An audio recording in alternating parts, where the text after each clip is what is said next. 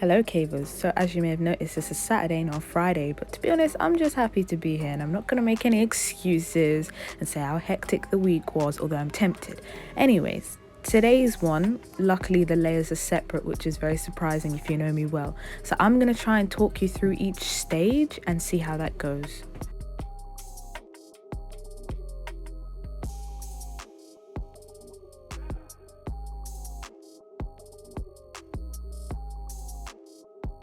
I always think about this and I always debate it in my head because obviously I'm the one who's actively drawing, and I think that I've come to the conclusion that the sketch is probably the most difficult part, especially because some people are like, oh, teach me, like in the future when Kaleidoez is popping, like make sure you have a resource where you teach people how to draw.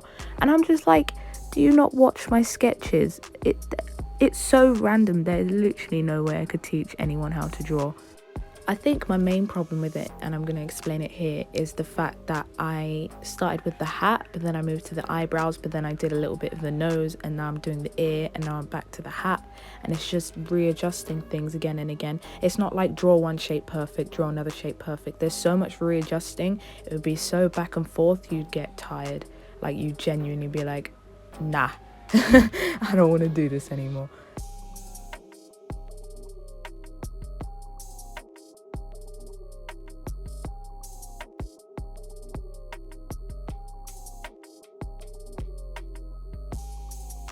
My favorite thing, of course, is the triangles, and you might be like, oh, that's very biased because you made it and you came up with it and it's unique to you, but like, yeah, isn't that more of a reason to love him? But anyways, in this case, he was wearing a tartan hat before. If you look in the original picture, when you search 2D on Google, you might see it straight away. It's very windy outside, I apologize. So I didn't do his hair or his skin because I like doing articles of clothing sometimes. I just feel like, it makes me feel good inside because we haven't yet done the merch properly. So I'm like, let me just implement the merch in my artwork instead. This is where the layers started to get a little bit clunky because sometimes you have to keep going in and like adjusting other things, and this is where you end up switching layers a lot, also in the next section, which is probably the outlines.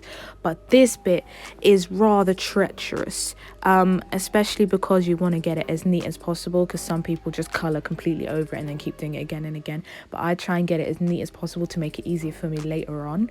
So I'm not gonna lie, this bit was a bit of a battle, but at least I'm good at color matching without actually pulling up the original image and picking the color from the image. I'm good at doing it by eye, so I'm very grateful for that. But like, yeah, luckily some of the colors were very similar anyway, so like his skin and his teeth and the blunt, I'm just gonna call it a blunt, are similar colors, and then there's a lot of black parts too, so it wasn't too difficult. It wasn't like a billion different colors and shit, but like, doesn't mean it wasn't still a little bit tough. So I'm, like I said, I'm just glad that I could color pick it rather than bringing up the actual image and taking it off again and again, because goodness gracious, I don't have time for that. I already mess up layers. I've realised I've been talking about the merch lot and saying it will be out in July and stuff, but I'm realising July is not that far. So July 1st is our 3rd-year anniversary, right? If, unless some people weren't aware. Because, yeah, we've been doing this since 2019. I had the idea a bit before that and I wanted to do it for a while, but then it's when I got grounded that I fully executed the plan. So thank goodness for getting grounded for a dumb reason. But anyways, the merch is coming soon and I'm unsure what people actually want first, because that will be summer, but it's kind of like middle of summer, like it's not the end, it's not the beginning, so it's kind of like, is t-shirts or hoodies a good idea?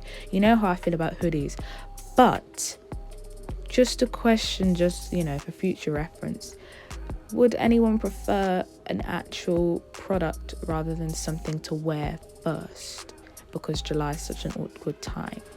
But we'll see what happens. But anyways, yeah, we deserve to breathe before the outline, because oh wow, it's stress to say the least.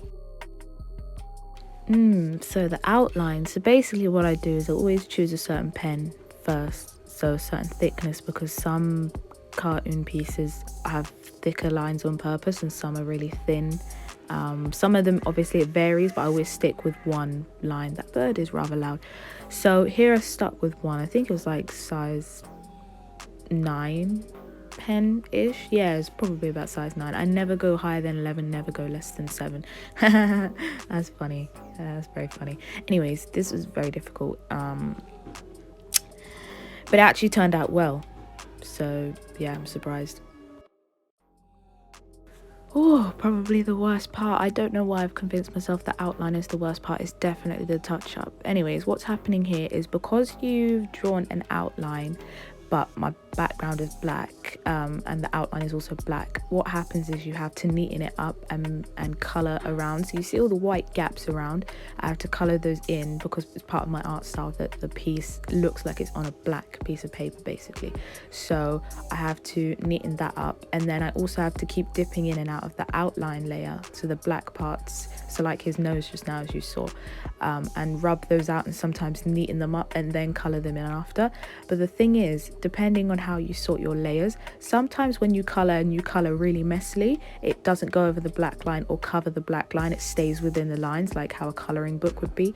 But sometimes that doesn't happen and you literally have to keep zooming in and out and coloring so close to the line but not on the line, because then you'll cover the outline. So say for example I was to color in next to the nose, because the layers are slightly differently arranged in this one, if I was to color over a bit of the nose would disappear. I don't know if you get what I'm saying, but it's tough basically.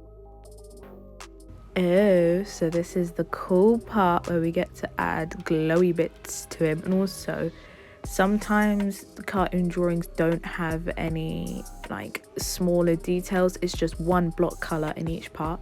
But my guy has under eye bags and he has forehead wrinkles and a little bit of stubble. And also he did have a hickey, but one, I found it a little bit difficult to do without having to switch between billions of different brushes because I've not experimented a lot with them. And two, I know that's what everyone's going to be concentrating on, and I want everyone to focus on his hat and not on his bloody hickey. So I know it's part of the lore, it's part of the Gorillaz lore. See, look, I'm doing it here. But I wanted everyone to focus on his hat.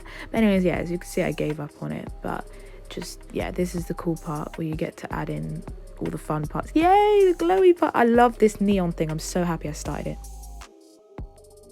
This is where I add in the writing in the background to make it look more, not professional, just look more cool, you know.